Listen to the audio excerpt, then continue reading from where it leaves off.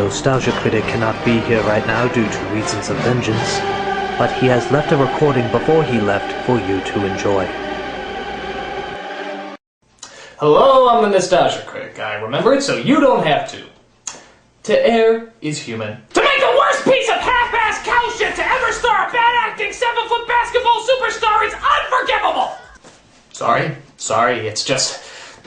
Wow, is this one bad? I mean, you have no idea. If this movie was a dog, I'd have it put down. If this movie was a car, I'd have it impounded. If this movie was a starving young woman who pleaded to me for just a bite of my ham and salami sandwich, I would kill her!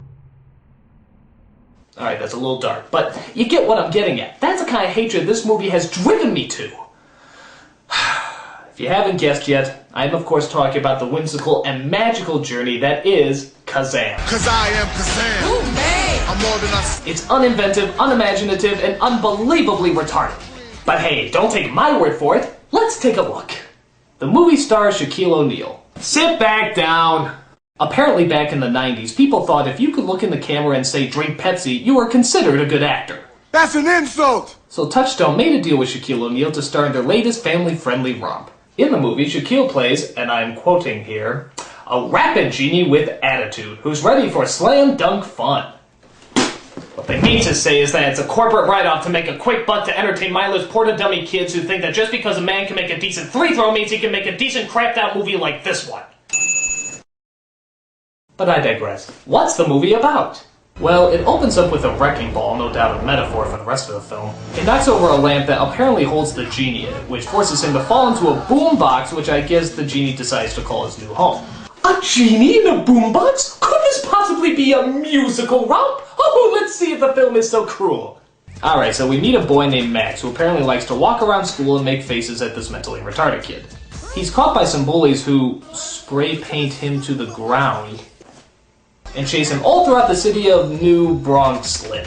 I love the scene here where he tries to escape the bullies through a fence. He went through a hole, what do we do? He went through a hole, what do we do? He went through a hole, what do we do? He went through a hole, what do we do? He went through a hole, what do we do? He went through a hole, what do we do? Oh yeah, go through the hole.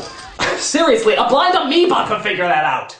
So they chase him into that abandoned building that was being torn down, but stopped being torn down for some reason, where he finds the boombox and accidentally unleashes the genie. Where in the fable does it say genies spin like Tasmanian devils? Who dare to wake me? Ain't gonna make this a mystery. Who's that sorry wannabe that disturbed my Z's? Really? This is that quote-unquote rapping genie they were talking about? I should let you guys know that there is a huge difference between rapping and rhyming. Rapping is this. Who rock grooves and make moves with all the mommies. The back of the club, sipping my wet is where you find me. And rhyming is this. I saw a dog, got a lot of luck. This movie is fucked. You see, it's very, very different. If you got the itches for a sack of riches, don't matter how avaricious, I'm the man that could grant your wishes. Bitches! So Kazaam tells Max that he's his genie, but Max doesn't believe him, imagine that. So Kazaam tries to show off his powers and... Wow, my wish actually came true. Hey, Kazoo! Kazoo! Right here, dum-dums. So Max goes home and finds that his mother is getting engaged to a fireman who looks like Steve Guttenberg's even less talented brother. Listen, Max, I don't intend to take the place of your father. I just want to be the guy who humps your mother. He also finds out that his mother lied to him about his real father's whereabouts, and it turns out he's actually located in the city. So Max decides to set out and look for him, hoping to rekindle some sort of sacred family bond. I guess they just abandoned the whole genie thing.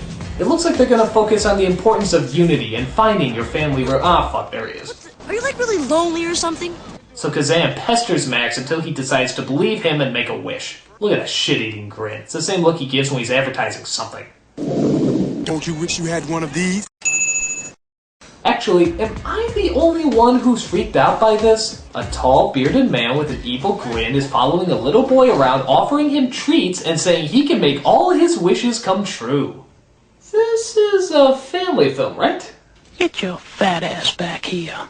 So Max finally finds his real father, only to discover he's a musical talent agent working in the underground world of pirated music.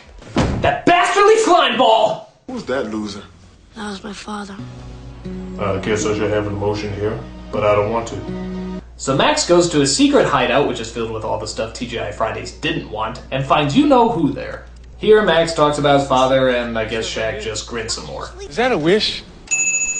Rather than decide to move forward with the plot, they decide to have a pointless bike ride. Here, the genie finally shows off his real powers. Don't get all hysterical. Say thank you for your miracle. What's the matter? Your tongue is broken? Time like this, you should be stoking.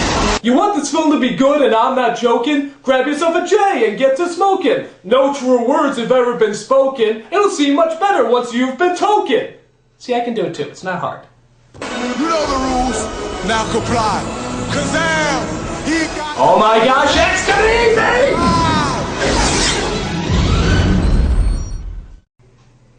Did Kazaam just go back to the future? He comes back looking like a Cadbury egg dressed as Liberace and finally convinces Max to make his first wish. But in rhyme, of course! And I wish I had junk food from here to the sky! Why not? Higher than high? That's an understatement. So Shaq, as the almighty genie, literally makes junk food fall from the sky, but only the stuff he's promoted from past commercials. So while munching on his munchies, Max comes to a sudden realization. Until I make those last 2 wishes, I own you, don't I? Technically. So, a white person owns a black person to provide services against his will without getting paid. There's a word for that. I can't quite think what it is. Ownership? No, that's not it. That's not it. Possession? No, that's not what I'm looking for either. It's something along the lines of, What is wrong with this movie? That's horrible.